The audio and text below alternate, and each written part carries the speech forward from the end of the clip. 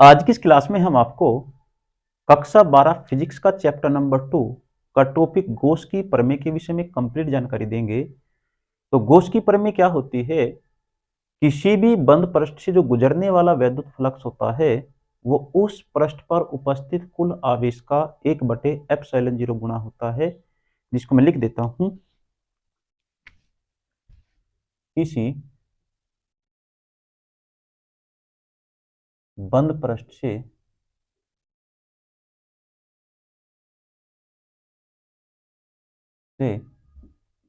गुजरने वाला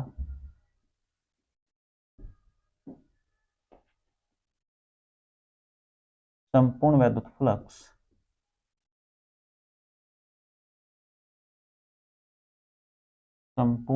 फ्लक्स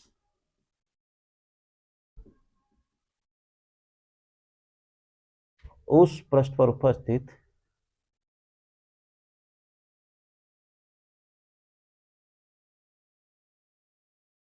या उस पृष्ठ से, या भी से बोल सकते हैं उस पृष्ठ से परिबद्ध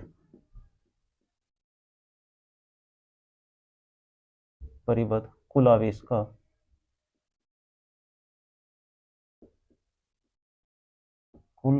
का एक बटा एप्सिलॉन जीरो गुणा होता है।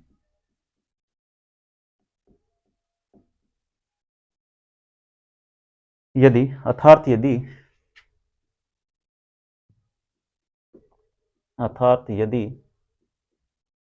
किसी बंद पृष्ठ पर उपस्थित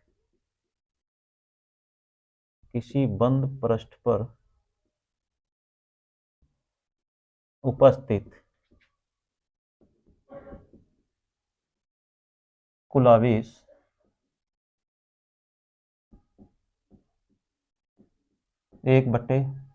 कुल आवेश क्यों हो तो उस पृष्ठ से गुजरने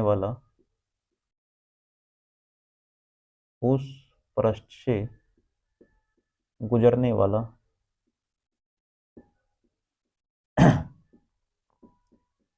कुल वैद्युत फ्लक्स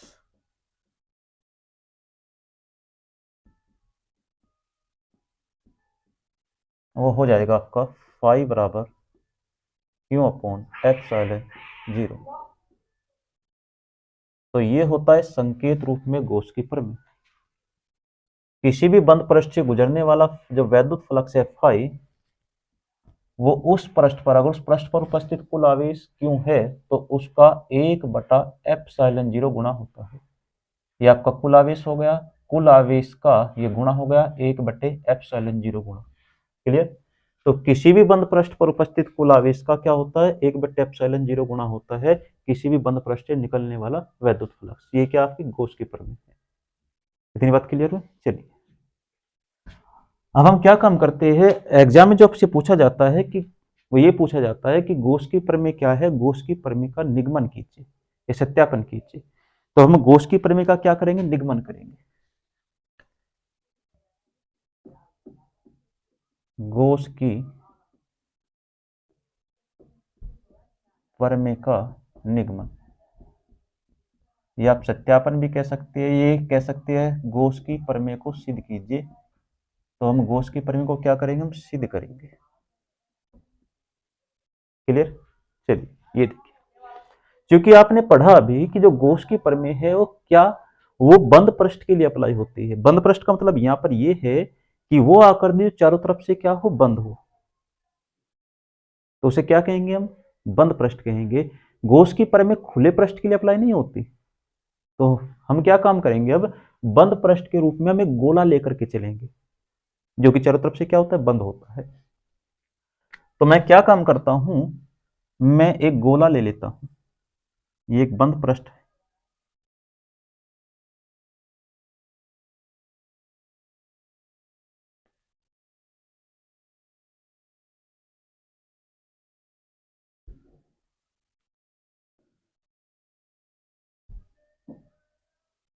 ये आपका एक बंद पृष्ठ है। क्लियर?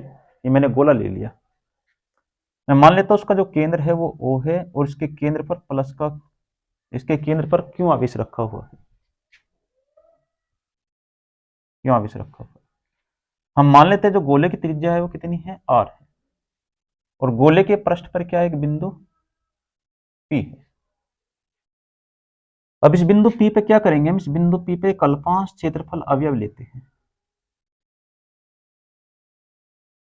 इस अल्पांश क्षेत्रफल अवयव जिसको हम डीए नाम दे देते हैं, डीए, ये अल्पांश क्षेत्रफल अवयव है। अब इस अल्पांश क्षेत्रफल अवयव पर ध्यान से समझना, मैंने जो कल आपको लेक्चर समझाया था उसमें क्या बताया था कि किसी भी पृष्ठ पर क्षेत्रफल सदिश की जो दिशा होती है वो हमेशा पृष्ठ के लंबवत बाहर की ओर होती है। तो जैसे ही मैं क्या काम करूंगा, जैसे ही मैं इस पर यहां पर, ये समझिए, ये मेरा पृष्ठ है, ये अल्पांश क्षेत्रफल अवयव है, तो इस पर क्षेत्रफल सदिश की दिशा क्या होगी, पृष्ठ के लंबवत बाहर की ओर।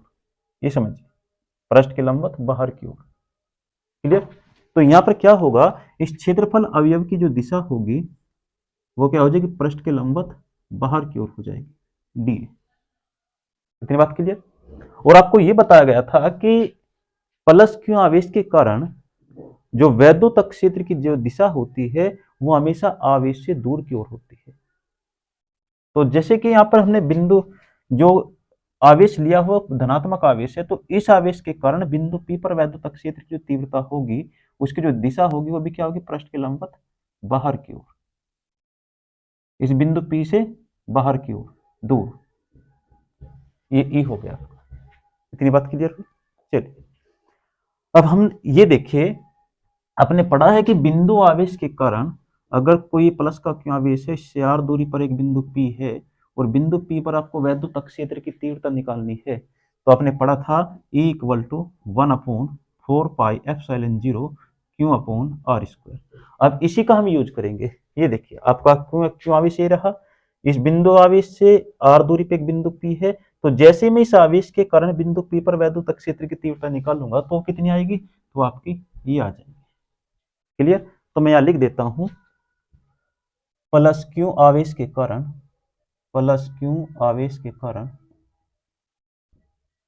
कारण बिंदु P पर, बिंदु P पर, इस बिंदु P पर उत्पन्न वैद्युत क्षेत्र की तीव्रता, उत्पन्न वैद्युत क्षेत्र की तीव्रता, तो वो हो जाएगा E इक्वल टू कितना, 1/4πε0 क्यू अपॉन आर स्क्वायर। समीकरण नंबर 1। अब इतनी बात क्लियर आपके। चलिए अब ये समझिए, क्योंकि हमें क्या निकालना है, हमें इस संपूर्ण जो आपको गोला दिया हुआ है, इस संपूर्ण गोले से वैद्युत फ्लक्स निकालना, कितना वैद्युत फ्लक्स निकलेगा। तो मैं पहले संपूर्ण पृष्ठ की बात ना करके मैं क्या काम करूंगा, इस अल्पांश क्षेत्रफल अवयव से कितना पृष्ठ निकलेगा उसकी बात करता हूं, और फिर क्या काम करेंगे, फिर संपूर्ण की निकाल लेंगे। तो यहां लिखते हैं कि अल्पांश, अल्पांश क्षेत्रफल अवयव डी ए, ये जो अल्पांश क्षेत्रफल अवयव आपने लिया है, डी ए से गुजरने वाला, डी ए से गुजरने वाला वैद्युत फ्लक्स, वैद्युत फ्लक्स। क्योंकि आप छोटे से पृष्ठ की बात कर रहे हैं, तो जो निकलने वाला वैद्युत फ्लक्स होगा वो भी क्या होगा, वो भी अल्पांश होगा। तो वो क्या हो जाएगा, वो हो जाएगा आपका d phi E equal to कितना, डी फाई इक्वल टू हो जाएगा, आपने पढ़ा हुआ है ए इंटू डी ए। किसी भी पृष्ठ से गुजरने वाला जो वैद्युत फ्लक्स होता है वो पिछले लेक्चर में मैंने आपको बताया था ई इंटू डी ए। तो यहां पर जब मैं इसको यूज करूंगा, चूंकि आपने पढ़ा हुआ है ए डॉट बी बराबर क्या होता है, ए डॉट बी बराबर होता है ए बी कोस थीटा। तो यहां पर क्या हो जाएगा, जैसे हम इसको निकालेंगे d phi E equal to हो जाएगा ई डी ए कोस थीटा। इतनी बात क्लियर है। चलिए अब ये देखिए, क्योंकि यहाँ पर हमने क्या काम किया, यहाँ पर हमने अल्फांश क्षेत्रफल से निकाला वैद्युत फ्लक्स, और जब मैं संपूर्ण पृष्ठ से निकालूंगा, संपूर्ण गोले से निकालूंगा, तो क्या करना पड़ेगा। एक बात आप समझिए कि जब हम किसी छोटी चीज से बड़ी चीज को निकालते हैं तो हमेशा समाकलन करते हैं, और जब किसी बड़ी चीज से छोटी चीज को निकालते हैं तो हम अवकलन करते हैं, क्योंकि यहाँ पर हमें अल्पांश है और अल्पांश से संपूर्ण निकालना है, तो क्या करेंगे, समाकलन करेंगे, और जब संपूर्ण से छोटा हिस्सा निकालना हो तो अवकलन करते हैं। तो हम क्या, जब तो यहां पर लिखेंगे अतः संपूर्ण गौसियन पृष्ठ से, ये संपूर्ण गोले से भी कह सकते हैं, संपूर्ण गोलीय पृष्ठ से निकलने वाला कुल वैद्युत फ्लक्स, कुल वैद्युत फ्लक्स, तो आप इसका समाकलन कर दीजिए, तो समाकलन हो जाएगा आपका, संपूर्ण समाकलन कीजिए d phi A equal to संपूर्ण समाकलन E d A cos theta. Clear. चलिए अब ये देखिए, जैसे हम समाकलन करते हैं, अगर मैं 1 dx का समाकलन करूं तो यहाँ पर x आता है, जब आप मैथ पढ़ोगे तो वहां पर जब 1 dx का आप समाकलन करेंगे तो कितना आएगा, x आएगा। तो यहाँ पर मैं 1 मान लेता हूं तो कितना आ जाएगा, फाई ई आ जाएगा। क्या जाएगा, फाई ई इक्वल टू, क्योंकि ये तीव्रता आपकी फिक्स है तो इसे बाहर निकाल दीजिए, कोस थीटा भी बाहर आ जाएगा, तो क्या बचेगा, कोस थीटा, और आपका ये बचेगा समाकलन डी ए। अब यहाँ पर थीटा समझिए, थीटा क्या है, देखिए थीटा होता है क्षेत्रफल सदिश और वैद्युत क्षेत्र की तीव्रता के बीच का कोण। तो ये देखिए यहाँ पर ये जो क्षेत्रफल सदिश है और जो वैद्युत क्षेत्र की तीव्रता है, दोनों क्या है, एक दूसरे के समांतर है, और समांतर तो थीटा का वैल्यू कितना आ जाएगा, 0 आ जाएगा। क्लियर।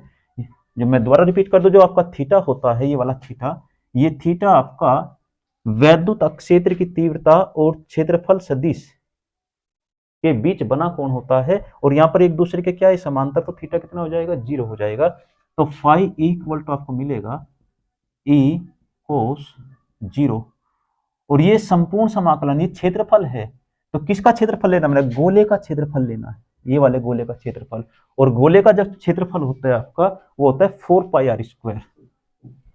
यहाँ पर हम लिख सकते हैं डी ए की जगह आप क्या लिख सकते हैं, 4 पाई r², क्योंकि हमने गोला लिया हुआ है, और गोले का जो क्षेत्रफल होता है वो होता है 4 पाई r², तो 4 पाई r²।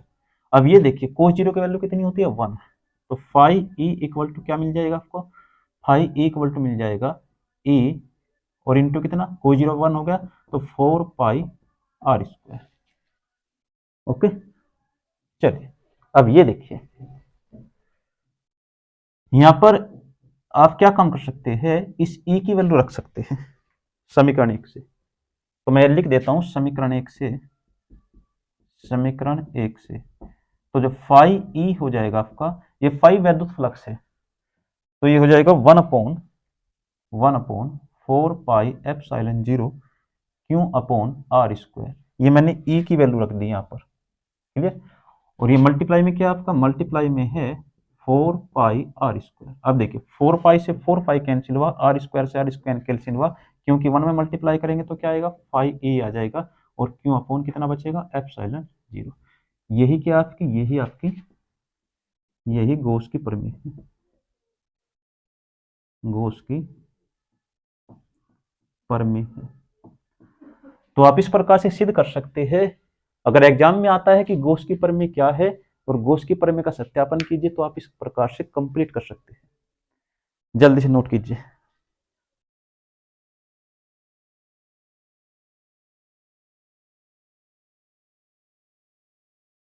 हो गया। चलिए अब देखिए, अब इसी के साथ में एक प्रश्न और जोड़ देते हैं जो कि मोस्ट इंपोर्टेंट है, और प्रश्न ये है कि गॉस की प्रमेय से कूलॉम के नियम का सत्यापन कीजिए। क्या प्रश्न है, गॉस की प्रमेय से कूलॉम के नियम का सत्यापन। तो मैं लिख देता हूं, गॉस की प्रमेय से कूलॉम के नियम का सत्यापन। कूलॉम के नियम का सत्यापन।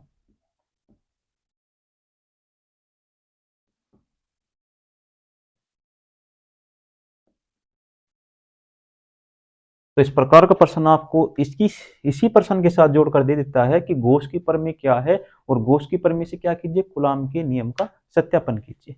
तो देखिए कैसे हम सत्यापन करेंगे।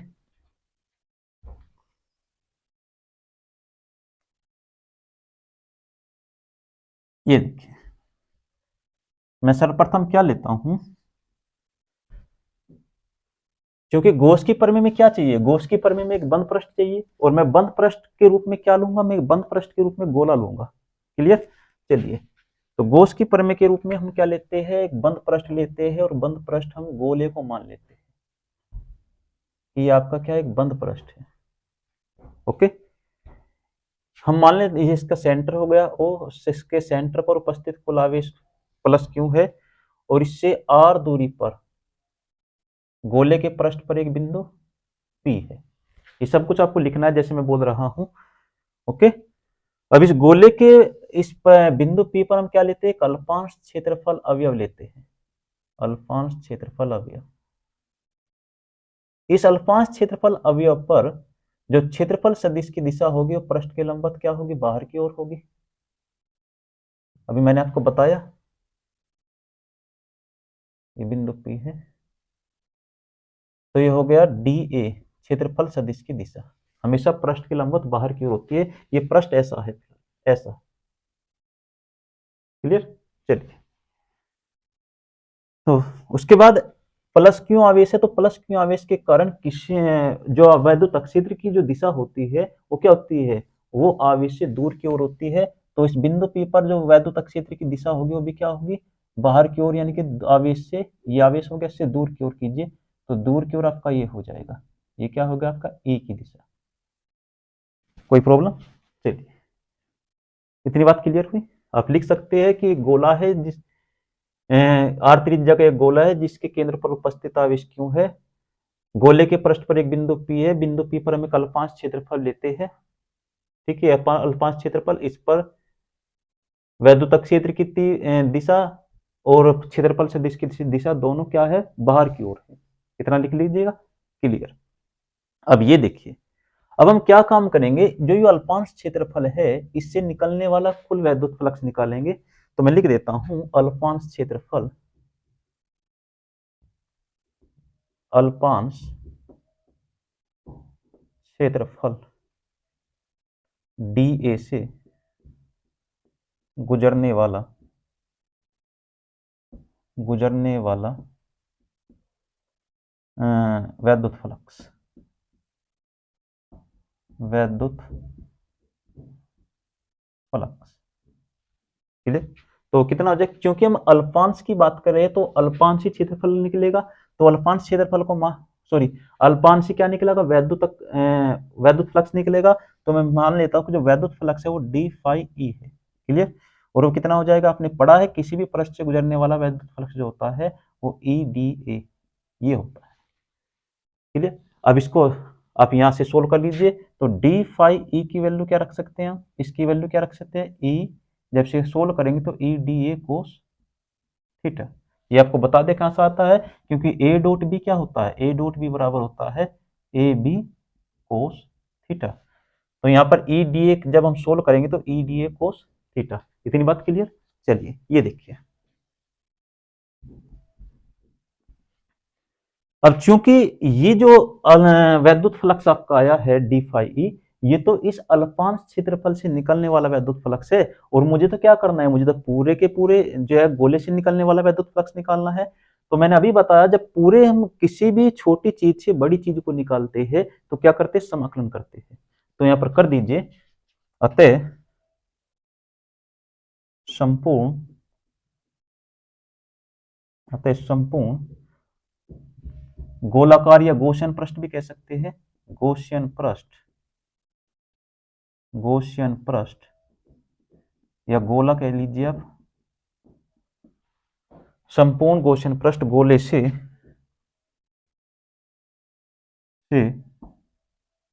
निकलने वाला या गुजरने वाला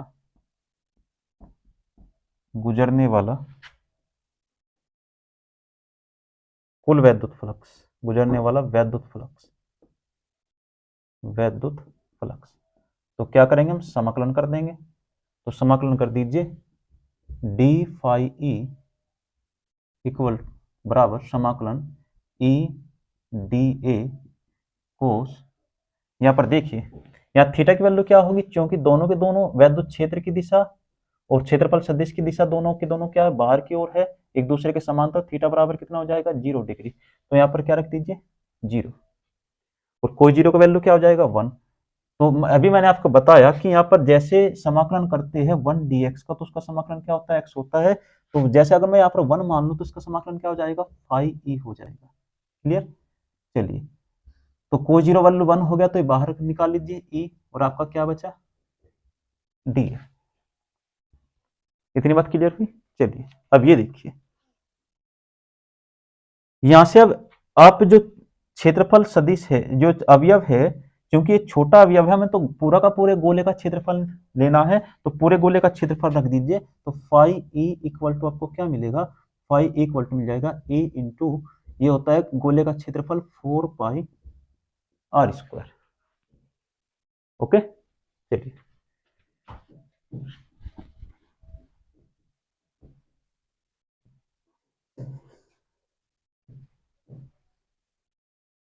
अब ये देखिए, यहां से आप तो फाई ई इक्वल टू आपको मिल गया, फाई ई इक्वल टू मिल गया E into 4 pi R square. यहां पर आप गोस की प्रमेय लगा दीजिए, आप इसको समीकरण नंबर 1 डाल दीजिए, समीकरण 1। तो देखिए गोस की प्रमेय से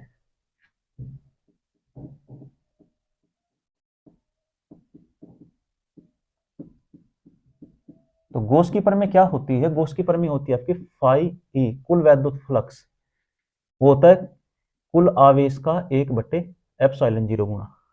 इतनी बात क्लियर हुई। अब यहां पर आप इसको समीकरण 1 और ये समीकरण नंबर 2, तो समीकरण 1 और समीकरण 2 को आप क्या रख दीजिए, बराबर रख दीजिए। तो यहां लिख लीजिए समीकरण 1 व 2 से, समीकरण 1 व 2 से।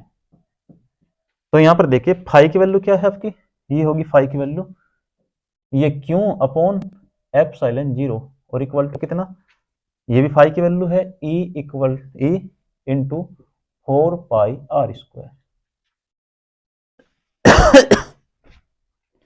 इतनी बात क्लियर हुई। चलिए, तो ये देखिए यहां से आप ई की वैल्यू निकाल लीजिए। तो ई इक्वल टू कितना हो गया, ई इक्वल टू हो गया 1 अपॉन, ये अपॉन में आ जाएगा 4 पाई ε0 क्यू अपॉन, और ये आर स्क्वायर भी अपॉन में आ जाएगा। ओके, चलिए समीकरण नंबर 3। अब मैं मान लेता हूं किस बिंदु P पर एक परीक्षण आवेश Q0 रखा है। तो मान लीजिए यदि बिंदु P पर परीक्षण आवेश, और परीक्षण आवेश को क्या मानते हैं हम, Q0, परीक्षण आवेश Q0 हो तो उस पर लगने वाला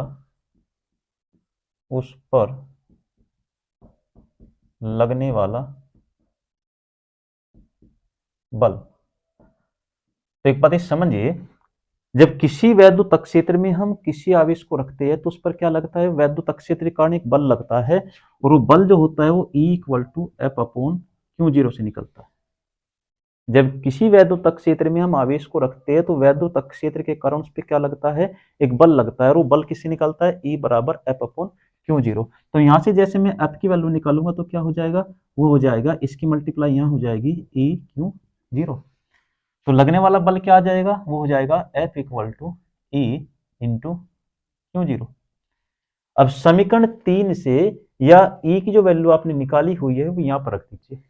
अतः जो एफ हो जाएगा, एफ इक्वल टू ई की वैल्यू रख दीजिए 1 upon 4 pi ε0 q upon are square, ये ई की वैल्यू रख दी, और ये आपका क्या बचा हुआ है, Q0।